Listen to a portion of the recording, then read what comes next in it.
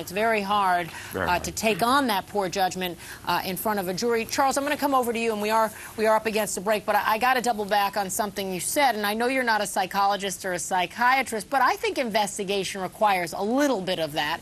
What goes on in these cars? Why do we lose our minds the way we do in these cars? Now, I live in New York, so the road rage thing is a little bit different because you just can't get up that much speed on the streets of Manhattan, but it goes on here, and it seems to go on in every part of the country, so you can't say it's cultural entirely.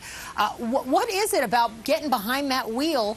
Do people feel a certain safety back there? Do they not think of the car as a deadly weapon? Why do we get so angry and enraged, and this escalation of adrenaline, even amongst otherwise reasonable people like these victims? Well, again, I can only speculate, but, you know, I assume there's a certain part of us that brings our daily lives into that vehicle with us, whatever frustrations we might be experiencing at the time.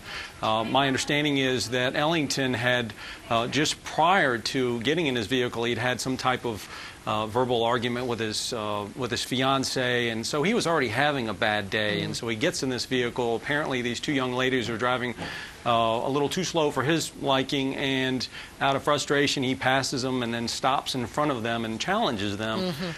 So, you know, I think it's just a question of bringing into that vehicle whatever might be going on in your life, and the aggression and anxiety and fear and frustration. Yeah, I think you're absolutely right about that. We're going to talk a little bit more about it because I think all of us who drive understand experience with these kinds